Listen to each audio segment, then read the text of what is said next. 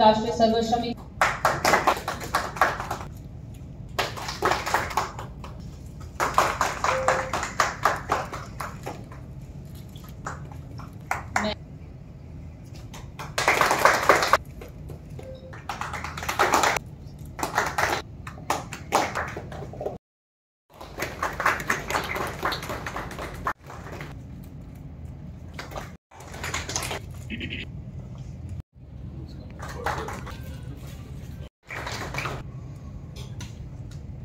कार्यक्रम आयोजित किया है कर्मचारी राज्य बीमा निगम की तरफ से मजदूर संघों के साथ संवाद शिविर। इस शिविर को लेकर क्या कहना चाहेंगे आप? दर्शकों को क्या बताना चाहेंगे इस मामले में? कर्मचारी राज्य बीमा निगम सभी श्रमिकों के कल्याण के लिए कर्मचारी राज्य बीमा अधिनियम के तहत कार्य करता है। इसलिए इसमें हम कर्मचारियों को बेहतर सुविधाएं प्रदान कर सकें, जो उद्देश्य इस अधिनियम के हैं उनकी पूर्ति हो सके, इसके लिए कर्मचारियों के प्रतिनिधियों जो कि ट्रेड यूनियन के माध्यम से हमारे पास में उनके संदेश पहुंचाते हैं, उनकी शिकायतें और उनके सुझाव पहुंचाते हैं, उनको जानना हमारे लिए अत्यंत आवश्यक है। इसी संदर्भ में हम लोगों ने इस शिविर का आयोजन किया ताकि हमें फीडबैक मिल सके कि हमारी स्कीम कितनी सक्सेसफुल है और उसको और बेहतर कैसे हम लागू कर सकते हैं। इस संबंध में हमें जानकारी प्राप्त हो सके ताकि बेहतर कार्य के लिए हम लोग प्रेरित हो सके। आज के कार्यक्रम को लेकर के आपको क्या क्या सुझाव दिए और किस किस ने सुझाव दिए, जानकारी दी? हमारे पास में विभिन्न मजदूर संघों के लोग आए थे, उसमें कुछ राजनीतिक पार्टियों के प्रतिनिधि भी थे। इन लोगों ने मुख्य सुझाव हमें रत्नागिरी और सिंधुदुर्ग में अस्पतालों के और डिस्पेंसरियों के को ले जाने के लिए सुझाव दिए हैं। श्रमिकों की जो सीलिंग लिमिट है उसे बढ़ाए जाने के संबंध में भी सुझाव दिए हैं और इस स्कीम को कैसे बेहतर लागू किया जा सके इस संबंध में उन्होंने सुझाव दिए हैं। इन सभी सुझावों पर हम लोग कार्रवाई करेंगे। हम लोग ऑलरेडी कुछ अस्पतालों के संस्थापन के लिए राज्य सरकार से जमीन के लिए आग्रह कर रहे हैं। जैसे ही वो जमीन प्राप्त होती है उस पर कंस्ट्रक्शन के लिए हम लोग प्रस्ताव कर्मचारी राज्य बीमा मुख्यालय को भेजेंगे और उस पर शीघ्र अस्पतालों का निर्माण किया जाएगा। आज की तारीख में आपके कितने अस्पताल चालू है और कार्यरत हैं? क्षेत्रीय कार्यालय ठाणे के अंतर्गत में अभी हमारे पास में 4 कर्मचारी राज्य बीमा स्कीम के तहत अस्पताल चालू हैं। वाशी, वागले स्टेट, मुलुंड और उल्लासनगर में हमारे अस्पताल ऑलरेडी चालू हैं।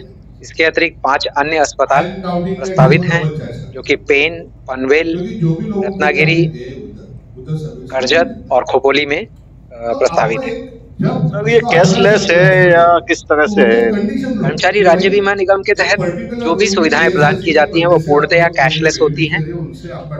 हमारे जो बीमित व्यक्ति हैं उन्हें 1 पैसा भी खर्च नहीं करना होता है, चाहे वो हमारी डिस्पेंसरीज में जाएं, अस्पतालों में जाएं या टाई अप हॉस्पिटल्स में भी अगर किसी चिकित्सा सुविधा के लिए उनको रेफर किया जाता है, वहाँ भी उनसे किसी भी प्रकार का कोई शुल्क नहीं लिया जाता। धन्यवाद, हमें यहाँ पे इनवाइट किया, बुलाया, रोचक बातें सर की भी सुनने मिली। आपका भी जो प्रेजेंटेशन था वो बहुत ही अच्छा था। Thank you very much. मेरा सुझाव ये है सर कि आप लोग 4% कलेक्ट करते हैं एम्प्लॉय प्लस एम्प्लॉयर के माध्यम से, लेकिन क्या है कि वो एम्प्लॉय को कितना सैलरी मिलता है उसके ऊपर आप कलेक्ट करते हो। अगर इसमें आप मिनिमम वेजेस का भी अगर प्रावधान ला सके कि भाई मिनिमम वेजेस के ऊपर ही हमको प्रीमियम 4% चाहिए, तो जो एम्प्लॉय को मिनिमम वेजेस नहीं मिलता है उनको भी मिनिमम वेजेस भी मिलेगा और आपका प्रीमियम भी बढ़ेगा। क्योंकि मैं जहाँ पे काम कर रहा हूँ अभी, वहां पे सर 363 रुपीज पर डे से 30 जनवरी से स्टॉपेज ऑफ वो सिर्फ स्टैट्यूटरी बेनिफिट के लिए हम लोग पड़े, ये तो क्योंकि स्टैट्यूटरी बेनिफिट भी नहीं मिलेगा तो क्या लेंगे।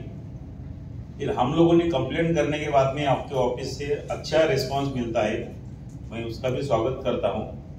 हमारा पर्पस ये नहीं है कि किसी को कन्विक्शन हो, किसी के ऊपर कार्रवाई हो। हमारा पर्पस ये है कि सभी एम्प्लॉय को डे 1 से कवरेज मिले।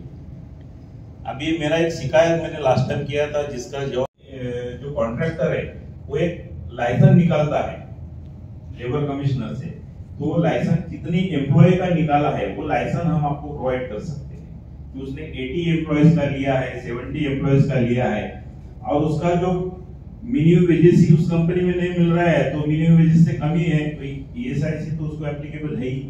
तो नंबर ऑफ एम्प्लॉय उसमें है, नाम भी नहीं रहेंगे क्योंकि नाम हमको पता नहीं चल पाते बहुत बार, क्योंकि कभी कभी 2-2 महीने में 3-3 महीने में वो लोगों को चेंज कर देता है जानबूझ के, ऐसे मतलब उसको ESI एप्लीकेबल ना हो इसलिए।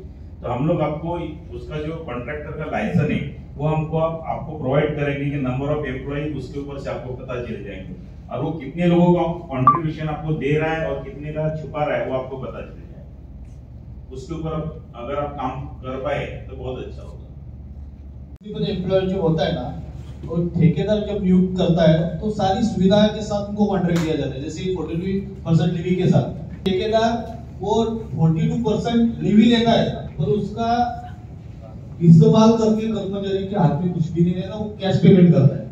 बहुत सारी समस्या पैदा ऐसी होती है कि उनको ESIC PF जो मूलभूत सुविधाएं जो है उन्हें दिया जाता, इसलिए ये जो इंक्वायरी करने का अधिकार जो सेंट्रल के पास है होने दो, पर वो जो प्रस्ताव जब हम लोग देते हैं या फिर कंप्लेंट करते हैं उसमें अगर फास्ट प्रोसीजर होती है तो कर्मचारी को उसमें लाभ मिलेगा, क्योंकि बहुत सारी कंपनियां ठेकेदार आस्थापना ऐसे है मेन कंपनी के पास से उनको सब कुछ मिलता है पर वो देता नहीं। सही लोग जानते हैं कि समापन धन्यवाद ज्ञापन से ही किया जाता है। आज इसकी जिम्मेदारी मुझे दी गई है।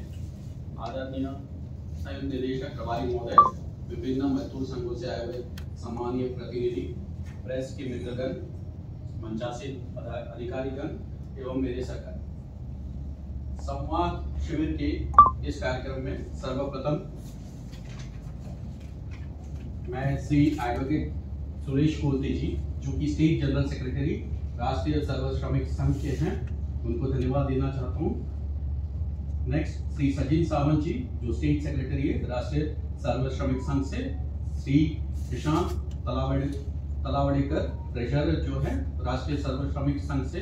श्री राजू मेनन मेंबर राष्ट्रीय सर्व श्रमिक संघ से, उन्हें भी मैं धन्यवाद देना चाहता हूँ। Shri Santosh Pathane ji and madam Sakshi Pathane ji, Santosh Pathane ji joint secretary है महाराष्ट्र राज्य कामगार संघ से, और साक्षी मैडम शिवसेना महिला आघाड़ी थाने की ओर से वागले विभाग की संगठक है, उनको भी मैं धन्यवाद देना चाहता हूँ।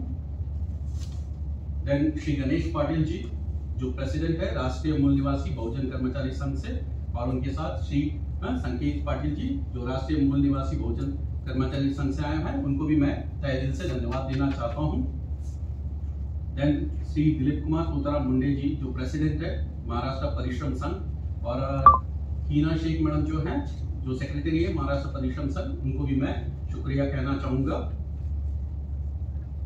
आप सभी लोग यहाँ आए, अपने बहुमूल्य सुझाव हाथ दिए। एक चीज आप सभी जानते हैं कि नियोजक, कर्मचारी और कोई भी गवर्नमेंट ऑफिस की महत्वपूर्ण कड़ी जो होती है वो होती है ट्रेड यूनियन। जब तक आप लोग नहीं आएंगे और आप लोग कंप्लेंट्स नहीं बताएंगे मजदूरों की, हम लोग अपनी व्यवस्था में